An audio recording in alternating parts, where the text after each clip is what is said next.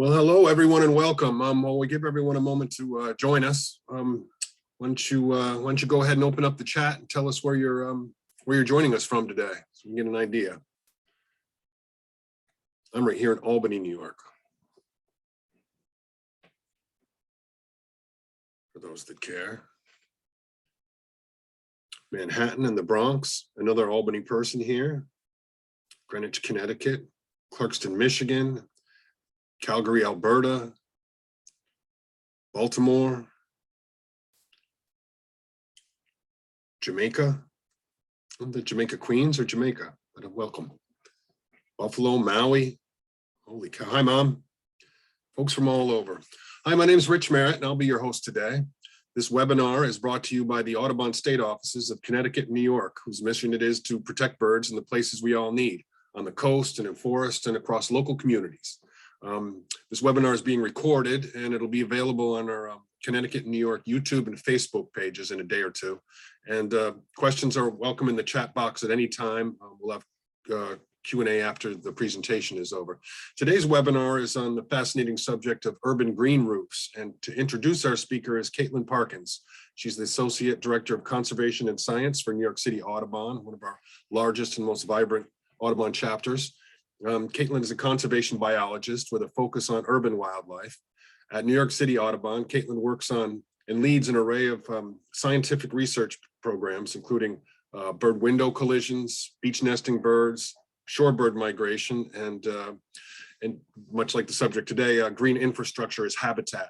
And with that, I'll hand it over to Caitlin, who will tell us a little bit about New York City Audubon and to introduce our speaker. Caitlin. Thanks so much, Rich. So for over 40 years, NYC Audubon has championed nature in New York City's 5 boroughs. Through advocacy, science, and community education programs, we protect more than 300 species of birds that live in New York City.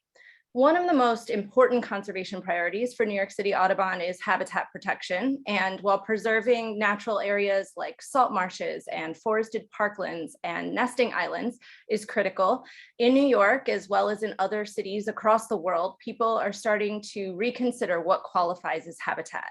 Can habitat be a median strip or a bioswale or a green street or a green roof? So here to tell you more about how green infrastructure can benefit both birds and people is my colleague and my former graduate school lab mate, Dr. Dustin R. Partridge. Dr. Partridge is the senior ecologist and green infrastructure lead at New York City Audubon and is also the managing director of the Green Roof Researchers Alliance, which is a consortium of over 80 scientists and policymakers from 25 institutions. His research examines wildlife interactions with green infrastructure and the surrounding urban matrix with a specific focus on green roofs. Before joining NYC Audubon, Dr. Partridge worked banding birds throughout the Northeast and was an ecologist at a New York environmental consulting firm, where his projects focused on impact and habitat assessment, marine fisheries, sustainable energy, and habitat restoration. Dr. Partridge is currently working to advance our understanding of how green roofs can make cities more resilient. He's working with partners and legislators to ensure more equitable distribution of green roofs throughout the city and state.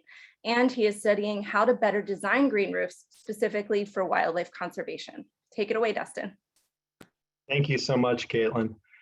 Thanks for that great introduction. And Rich, thank you for the invite to give this talk today. So today I'm going to be talking to you about urban green roofs for bird conservation. And it's a bit of, it needs a bit of background to understand why we're going to be using these novel habitats for bird conservation and what the role they could play in the future. So I'm going to give a bit of background information about what's going on in the world right now. And as you all probably know, we are at a state where we're losing a lot of wildlife. So in the last 30 years, we've lost almost 30% of insect populations. And this is a big deal. So insects are very important for pollinating and for maintaining plant diversity, but they're also an incredible food source. And that's why this might not be surprising, this other recent news that came out, that North America has lost 3 billion birds in the last 50 years, about 30% of the bird population in North America. So there's a lot going on, and it's due to a number of reasons. It's due to climate change, that's playing a large role. It's due to invasive species, pesticide use, new diseases, agriculture. But what I'm going to talk about today is the habitat loss due to urbanization. And what you see there is an image of Manhattan, circa 1400 and today. So you can see how quickly things have changed. Now, urbanization is a real and global issue, and it's a pretty recent one as well. So back in 1900, only 2 out of every 10 people lived in cities, in urban areas. In 2012, for the first time in human history, 50% of the population was in urban areas. And it's predicted, though it may have changed a little bit with COVID, but that by 2050, 70% of the global population will be living in urban areas. And urban areas do have benefits. So people that live in urban areas have lesser climate footprint, for example. But there are issues associated with it, primarily due to the loss of habitat that is associated with urbanization. And I'm referring to urban areas today, and just to put a definition on that, I'm referring to urban areas as any area that has a high population density and or an high amount of impervious surface. So the definition of an urban area actually varies based on where you are, what city, what state, what nation, and it really is somewhat relies on the typical population in an area. But no matter the definition, urban areas are resulting in habitat loss, as you can see here. And this, when you're looking at an image like this, you're looking at the long-term changes associated with urbanization. But this is pretty recent. And I want to show an example here of Las Vegas. So this is Las Vegas in 1984. And keep an eye on the city itself, but then also the lake over here. And watch what happens in just a few years. So this is 1984. This is 2001. And this is 2012. And you can see how drastically that has changed and how much habitat has actually been lost because of this urbanization, not just in the city developing, but also in the loss of habitat that is associated with water use. But that's not to say that there isn't value within urban areas. So urban green space is incredibly valuable. This is an image of Central Park in Manhattan, and this is a large, important green space for humans and for wildlife. A lot of bird species use this. Remnant habitats, remnant forests in cities can host a lot of biodiversity. Larger habitats are very important. But also what's important is smaller habitats. So places like this is a small garden, Jefferson Market Garden in Lower Manhattan. And this is being used by migratory birds, insects, bats. And these small, almost micro habitats are playing a large role in wildlife conservation. And it's interesting because they might even have a unique role. And this is some very recent data information that's come out, but it shows that urban green spaces might actually be able to maintain regional diversity and be habitats for rare species that are not found outside of the city. So it is an area that's very interesting to study and to examine the role in conservation. And these habitats are primarily also important for birds. So I'm going to talk a bit about what types of birds you might find in urban landscapes. So birds in urban landscapes can be broken down pretty easily into really migration, breeding, and wintering. So during migration, during spring and fall, birds are going to be moving along to their wintering or summer grounds, and they're inevitably going to encounter cities. So when they encounter cities, if it happens to be that they're encountering a city around sunrise, they're going to be landing and needed some green space. So those migratory birds are going to be using those green spaces within urban landscapes. In the summer, there are some species that are going to be breeding in urban areas, either within the green spaces or outside of them, and then wintering as well. And I just wanted to note this image over here on the right. This image is actually of a bird's chest, and that yellow that you see here is fat. And that fat is very important for migration. And essentially that's its fuel store. And when birds stop in an urban area or in a stopover habitat, they're looking for food to refill their fat stores. So there are different types of birds in urban landscapes, and they can be classified as in 3 main ways. So urban avoiders are those species that really avoid urban landscapes. So they cannot use it, they cannot live in it. If you see an urban avoider in a urban landscape, it's going to be within one of those larger parks or a large garden. It's going to be only within that green space. That's where it can survive.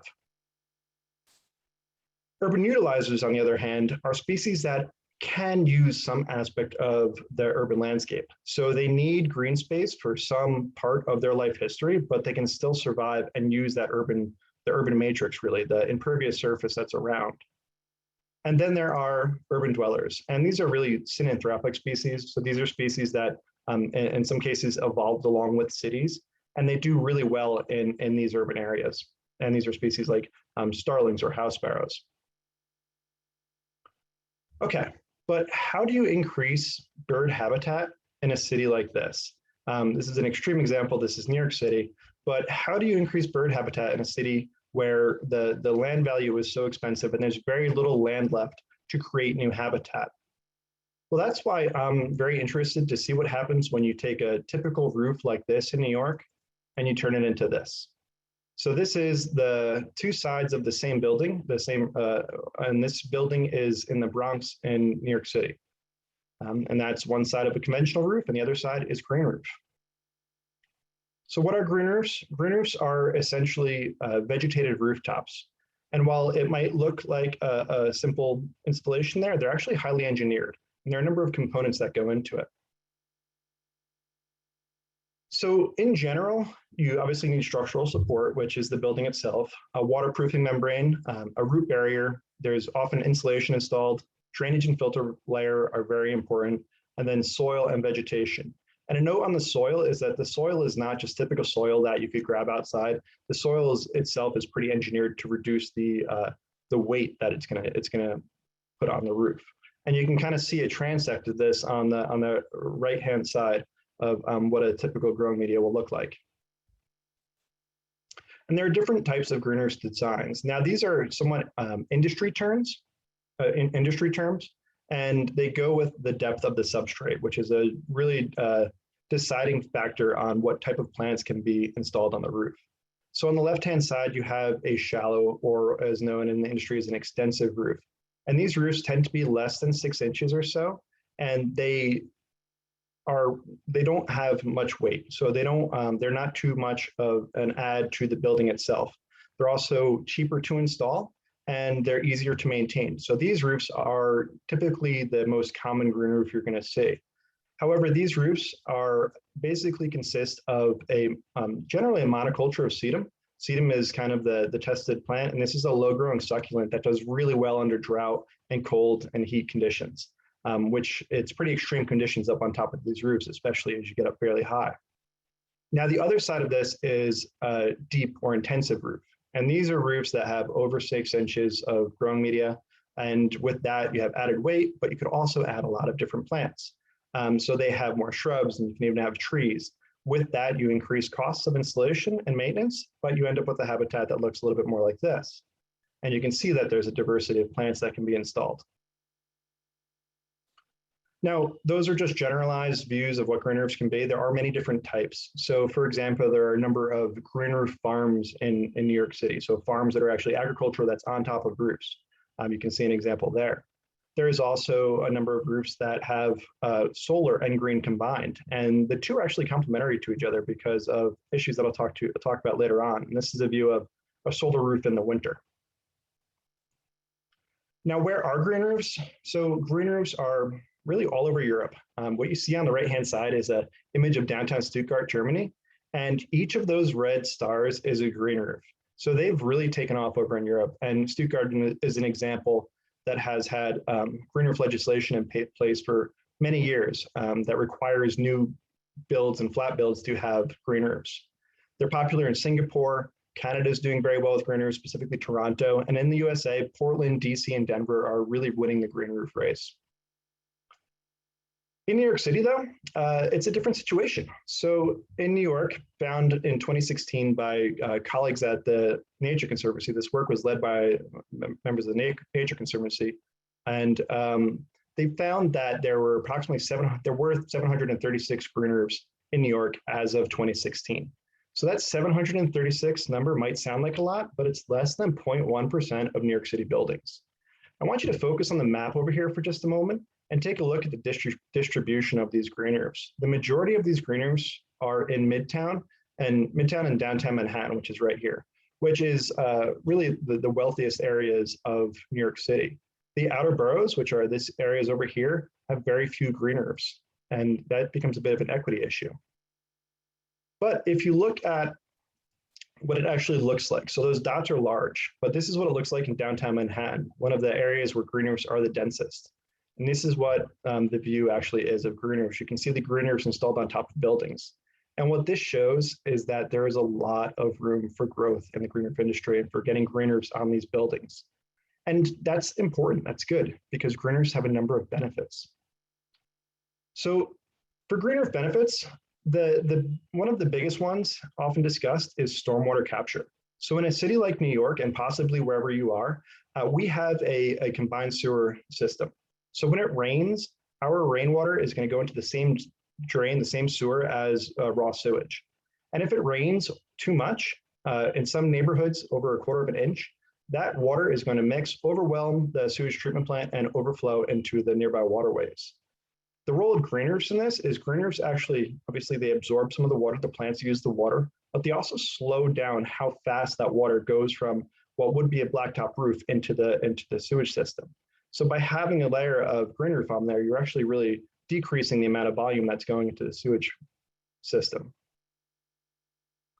Green roofs also reduce heating and cooling needs. So this is through two different major ways. This is through insulation of the building. So the insulation layer, the building itself is insulated by, in the summer and the winter, reduces heat loss through the roof. The vegetation itself is evapotranspiring, so it's essentially sweating for the building, and that's reducing the heating and cooling needs. Another thing that happens is if you see over here in this image of a green roof in Brooklyn, when you have HVAC units that are over a green roof, the air above a green roof, immediately above green roof, is ambient temperature. That's very different than if you're on a green roof on a hot summer day, or on a conventional roof on a hot summer day. On a hot summer day, a conventional roof might be 150 degrees if it's 90 degrees out. And that temperature difference needed to cool 150-degree air down to something that's comfortable for people inside the building, that's a big difference between 150 and 90 degrees. And there are a lot of energy savings there. So this is important for carbon footprints, but then also for cost savings for the building. And along those similar lines, green roofs reduce the urban heat island. So in cities like New York, where there are high rates of people actually ending up in the hospital because of urban heat, green roofs can alleviate that through the methods that I mentioned before.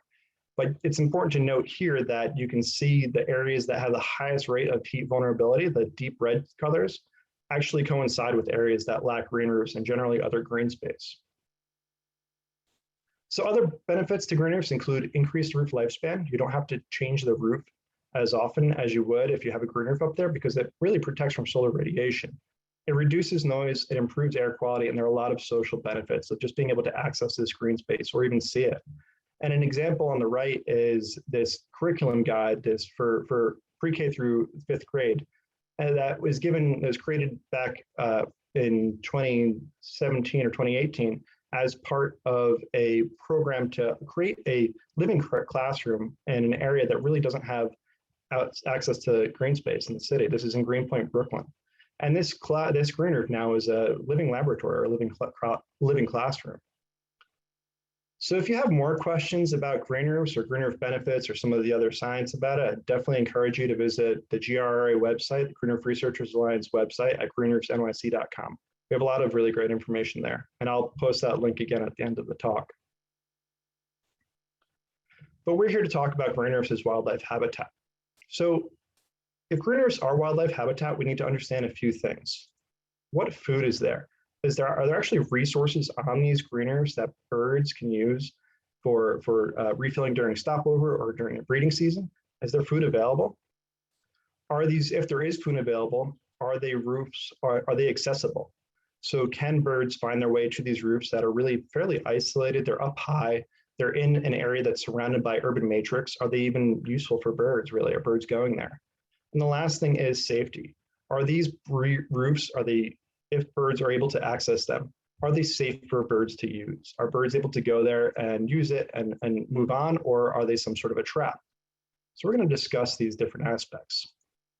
Now, when I'm talking about food resources, I'm mainly going to be talking about arthropods. And I'm saying arthropods instead of insects because technically things like spiders or isopods, those little roly-polies that you may have played with as a kid, those aren't insects, those are arthropods. Basically, anything with an exoskeleton.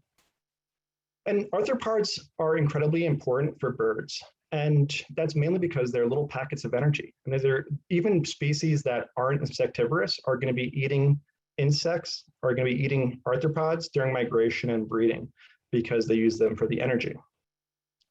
So one of the first questions I asked when I was looking into green roofs as habitat for birds is, do green roofs host arthropods? So this is a bit of my dissertation research here. And this is where I went out and I actually looked at green roofs around New York City, and I was comparing green roofs to nearby conventional roofs. And the reason I did that is I wanted to understand, what does installing a green roof actually do? What is the baseline condition? What is the control, which is a conventional roof? And how does that change when you install a green roof? And I used different methods, but whatever I did on a green roof, I also did on a conventional roof. And you can see one of the insect traps on a conventional roof in that image. Now, what I found was that green roofs have abundant arthropod communities, and this is supported through other work from other researchers.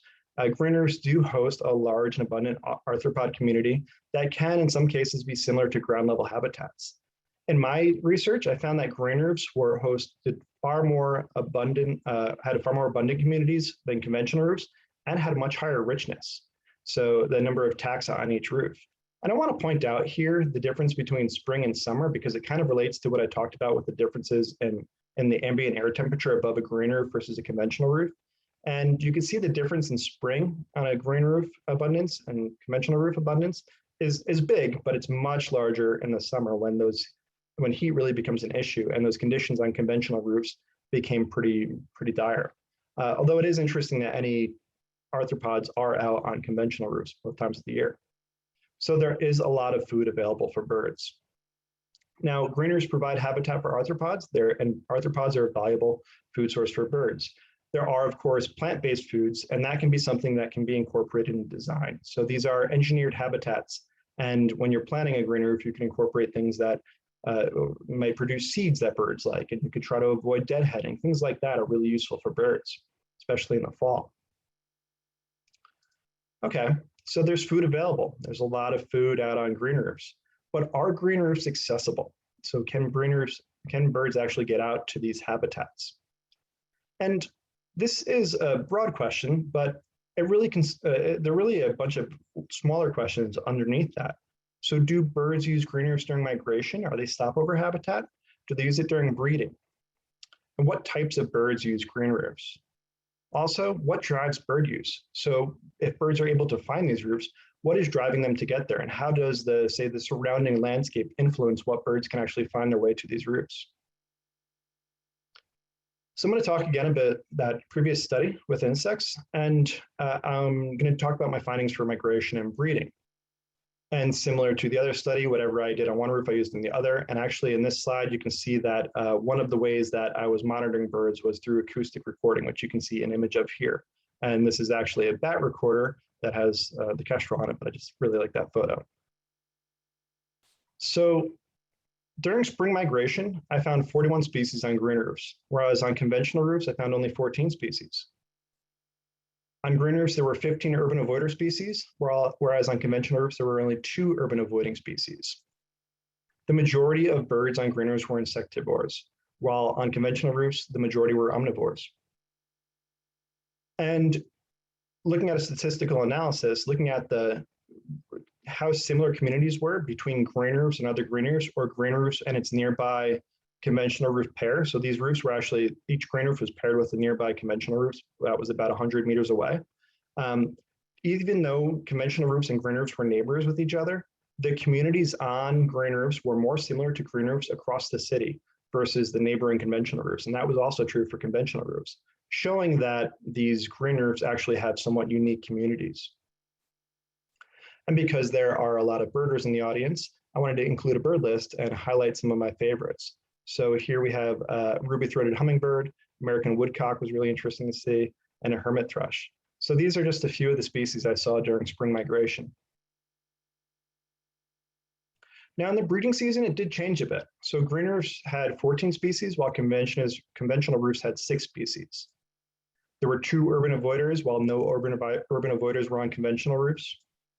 Again, the majority were insectivores on green roofs, while the majority were omnivores were on conventional roofs.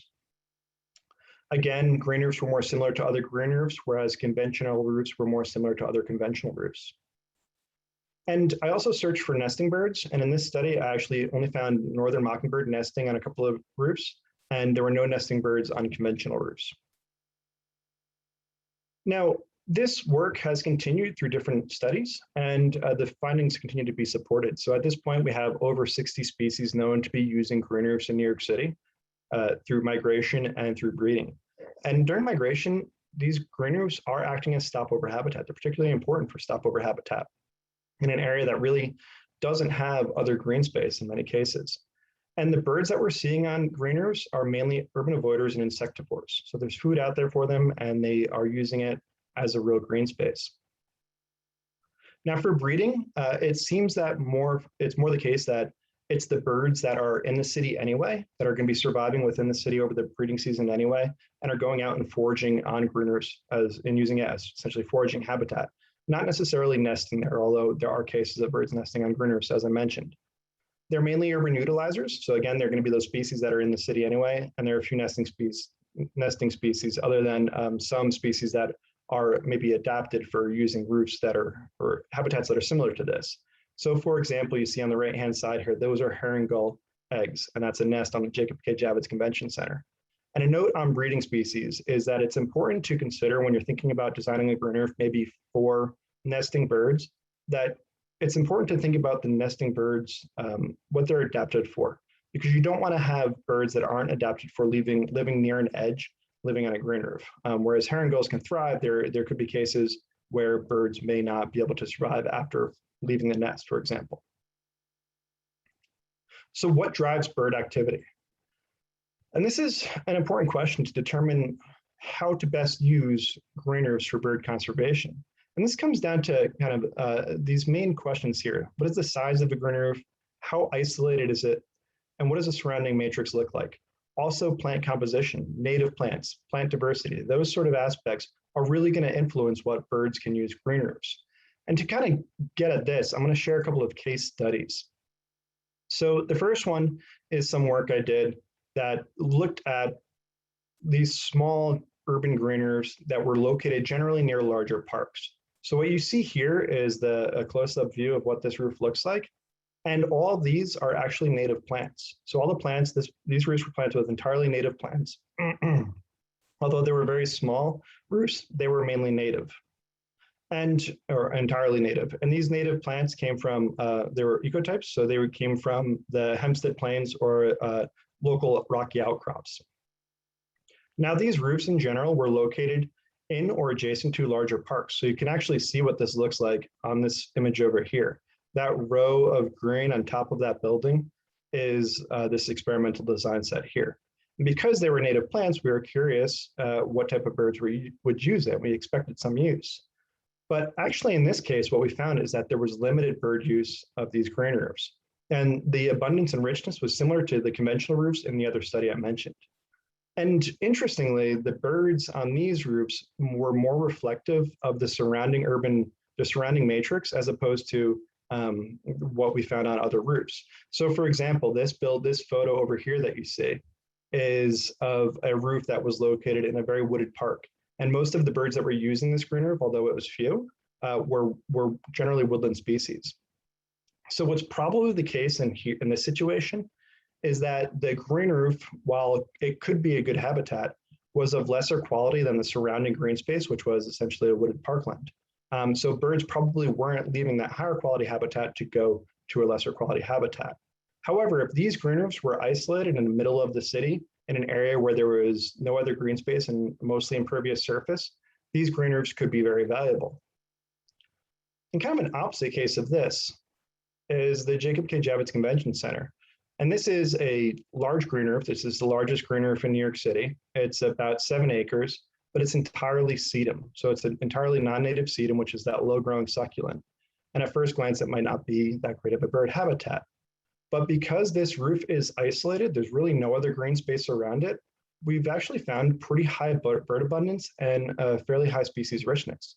So we found 35 species using this roof, specifically during migration, during both, and there seems to be a different cohort of birds using it during spring and fall, with fall being apparently very important for flycatchers.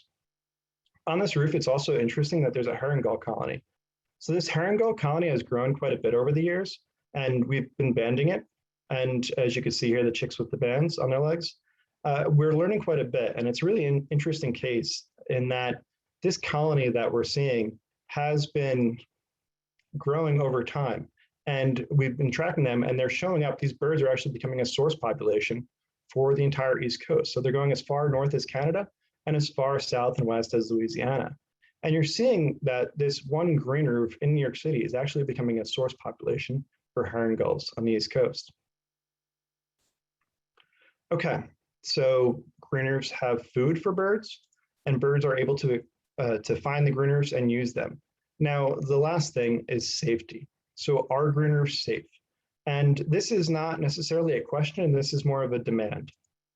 So green roofs are bird habitat, and as such, bird safe design is necessary. So if you install a green roof, you're going to be creating a bird habitat on top of a building. And while, for example, you might have a great native roof that's all native plants, which is very important for birds, it might have a beautiful view and be very plant diverse. If you have a beautiful bay window that's looking over those plants, you're going to kill birds. So it's an important thing to keep in mind that you need to have, for example, bird-friendly glass. You need to have that installed, or you can install a film to protect birds from hitting those windows. You also need to consider light. So you don't want to have bright lights on at night to disorient birds or other species that are using the roof, like moths or bats. And also, obviously, if you have a green roof, if you have access to one, you want to avoid letting cats out because there are going to be birds there. So urban green roofs for bird conservation. Green roofs are bird habitat. They have a lot of arthropods. They have abundant arthropod community. They're important stopover habitat, and they are important for breeding birds. And there are different drivers that influence bird activity. And this is an important thing for considering what types of birds might use green roofs. And bird safe design is required. So in terms of looking to the future, green roofs are a viable conservation tool. And while uptake might be slow right now, there is potential for a lot of green space to be installed, and you can really change it. So this image of New York City here, it's obviously idealized, but you can see what it would look like. And then you could just imagine how much added green space you could have in this world if you started making more green roofs. With that, I'd like to thank Fordham University, New York City Department of Parks and Recreation, Jacob K. Javits Convention Center, New York Community Trust, all my field technicians through the years, and the roof owners that granted us access. With that, I'll take any questions. Thank you for your time. And also I included the link to greenroofsnyc.com if you have any further questions about green roofs. Thank you. Thanks, Dustin. That was super informative. I learned an awful lot. I didn't know much about urban green roofs before today, but I did a lot today. Thank you very much. Yes, as Dustin said, the floor is open for questions. Please type your questions into the chat and we'll get to as many as we can with the time we have left. So Dustin, we had one of our first questions to come through was, are there tax incentives or other subsidies for building green roofs? And I think a related question might be sort of what needs to happen to get more green roofs in our cities? Yeah, so that's a great question. And the financial barrier to installing a green roof is really what's putting a pause on the development of green roofs across the city. So there are incentives and abatement programs, tax abatement programs available throughout the country. It really depends on local jurisdictions. Some have really strong ones, others have nothing. I can speak to what we have in New York City, which is there is a new green roof tax abatement. It's been recently updated, which offers $15 per square foot for priority districts. So these are districts that, you know how I mentioned the heat vulnerability index and the stormwater issues. So these districts were identified as having heat vulnerability, stormwater issues, and they lack green space. So these districts now have are eligible for $15 per square foot of green roof installed in the form of a tax abatement. And that program is hopefully going to be even more funds added to it in very soon.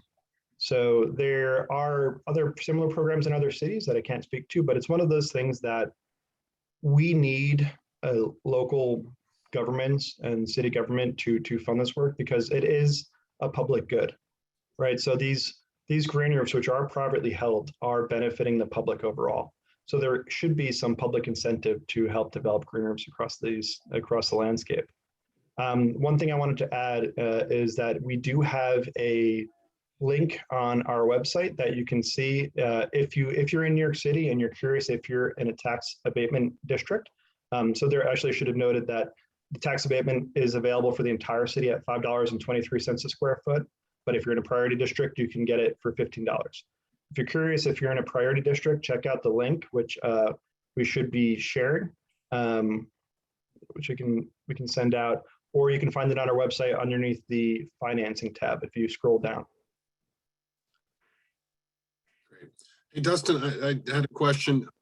It seems obvious in the words. You use the term urban avoiders a few times talking about birds, but there were some these birds in the urban area. What does urban avoiders mean? And can you give us a couple examples?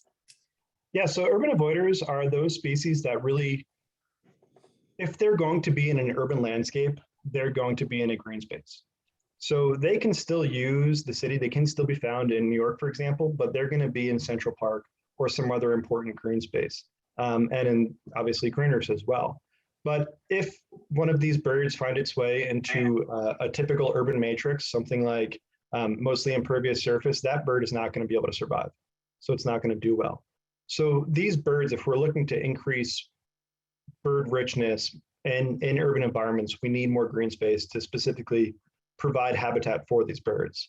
And these birds also are some of the birds that are particularly hurt during migration if they encounter cities, because they really can't do cities well. And these urban avoiders, it's not like they can just go around cities when they're migrating. As they're migrating, they're inevitably going to come into contact with the city. And when that happens, they need a green space in that city to survive.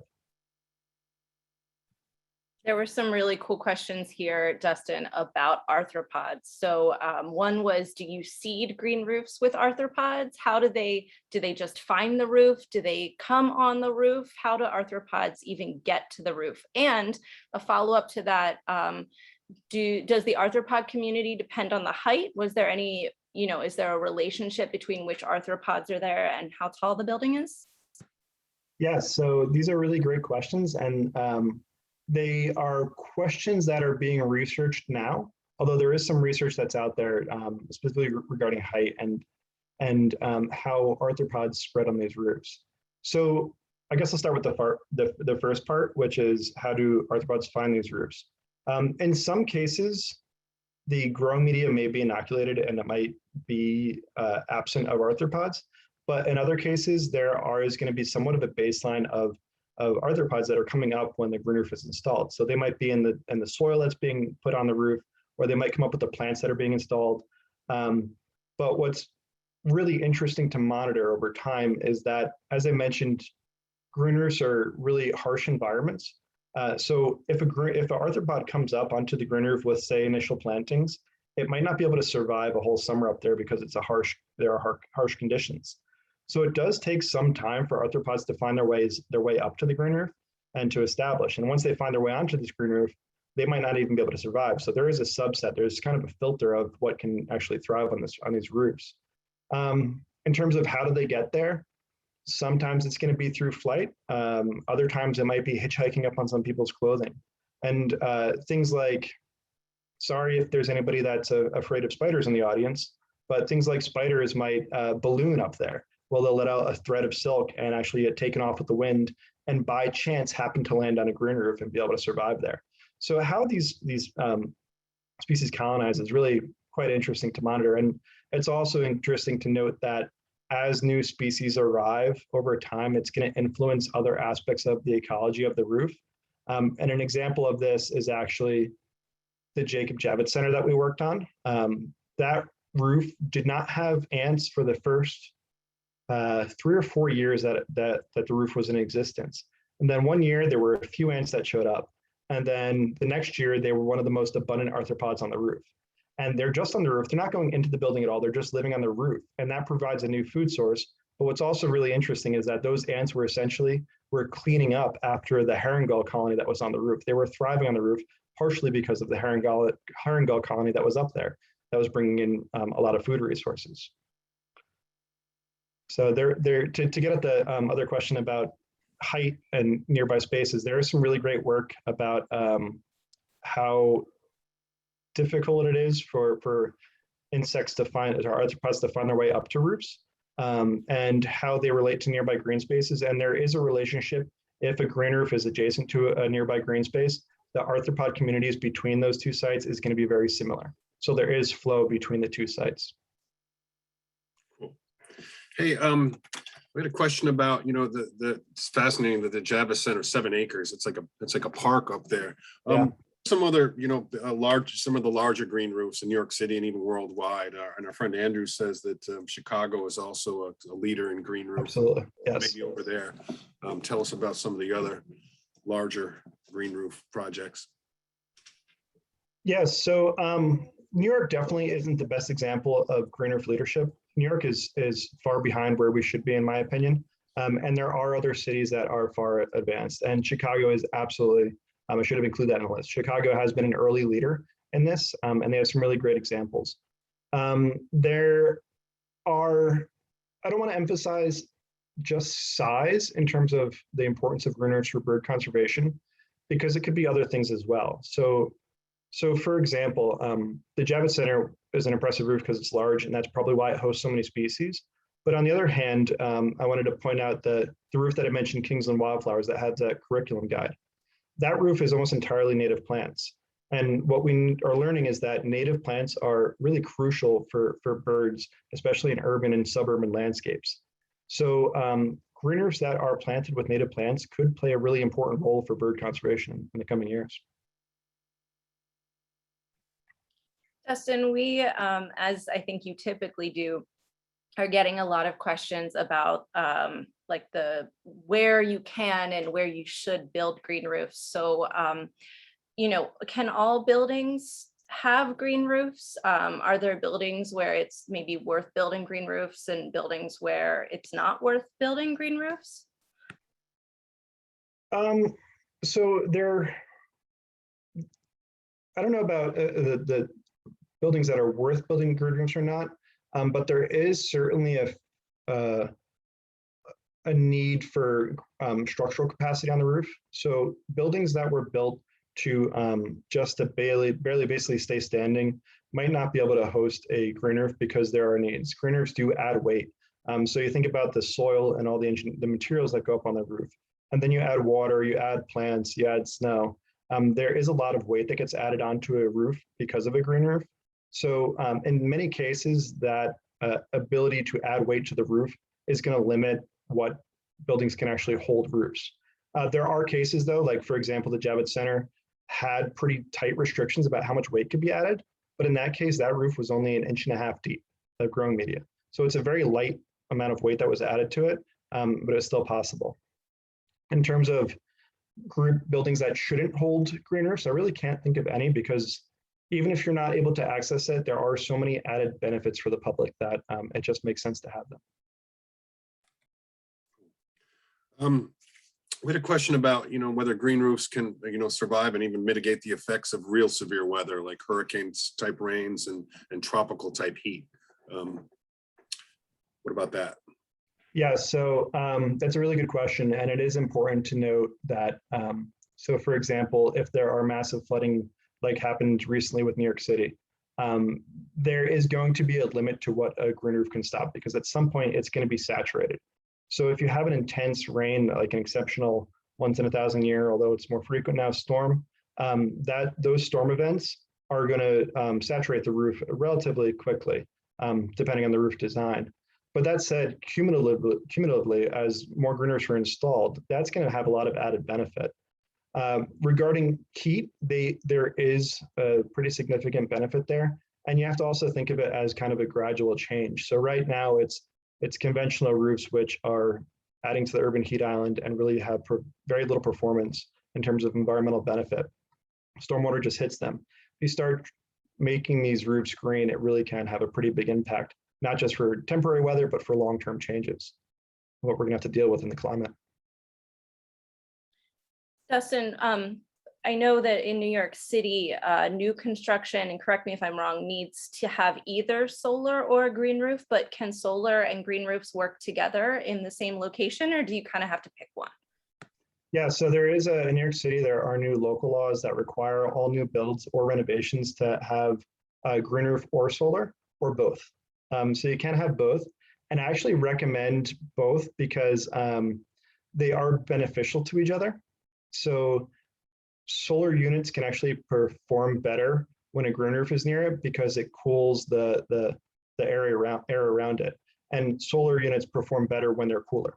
So they are beneficial. And then the way solar panels benefit green roofs is that the actual slight shading that they have can actually really benefit and increase the type of plants and really the plant diversity on the roof, which is really beneficial for wildlife. Hey, Dustin, we have a couple of questions about additional resources and unrelated, but and I think maybe you mentioned that there was resources for teachers, I think during your presentation. Is that possible? And then someone mentioned that you'd had. And then what about like developers? Is there any information for them as they're planning, you know, projects that could include this outside of the website itself?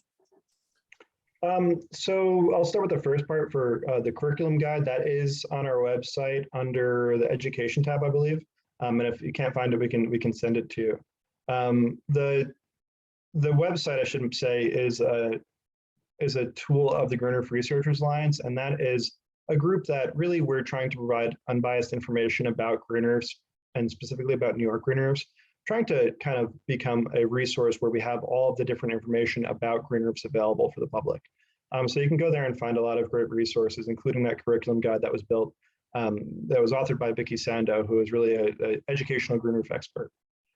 In terms of information for developers and trying to get green roofs installed, we have a list of the different installers that are active in New York City and really in the many of them on the East Coast that you could reach out to.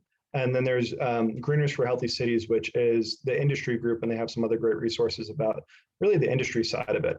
The thing that I would emphasize, though, is that it's important if you're considering a green roof or a new building and you're really thinking about a green roof, get a green roof installer involved early. It'll save on costs and it'll make the process better, and you'll end up with a better green roof at the end of it.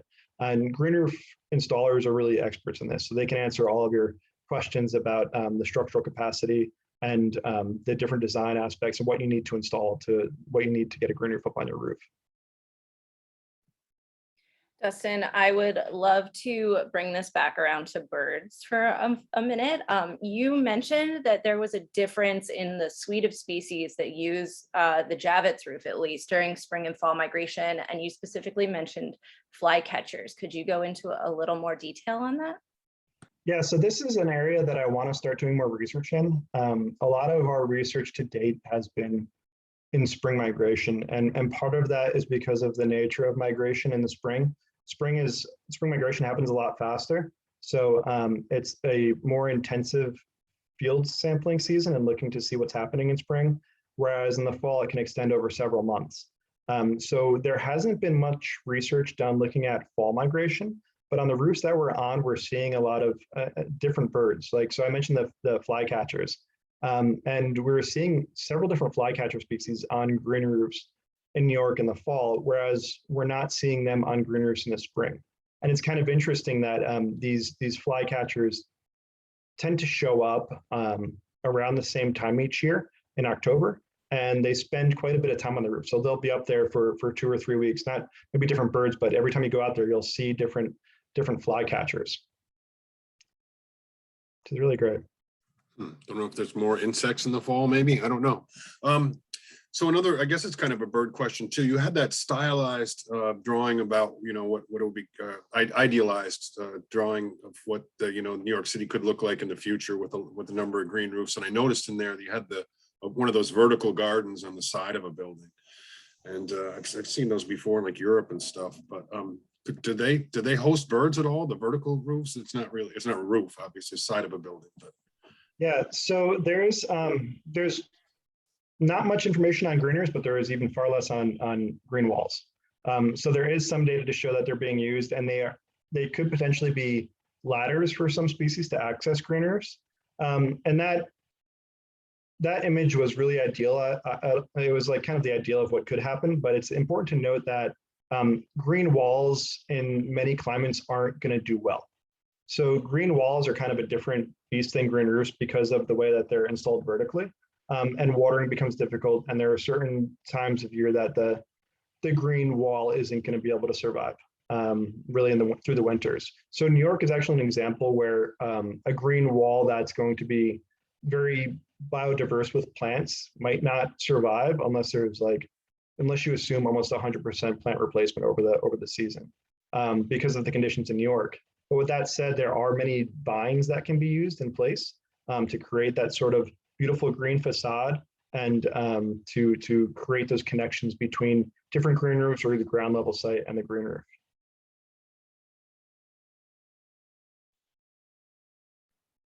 Dustin, there were a couple of questions asking for a little more clarification on the bird-friendly building materials and green roof relationship, mainly between glass and whether or not the height of the building plays into, the safety, I guess, of a green roof for birds.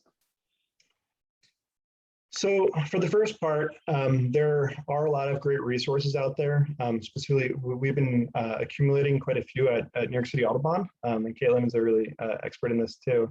And there are materials and information about the type of windows that could be installed if you're installing windows, windows that are bird friendly. So you have the bird friendly materials that are already in the glass, or you can have even just essentially stickers that go up over the entire window.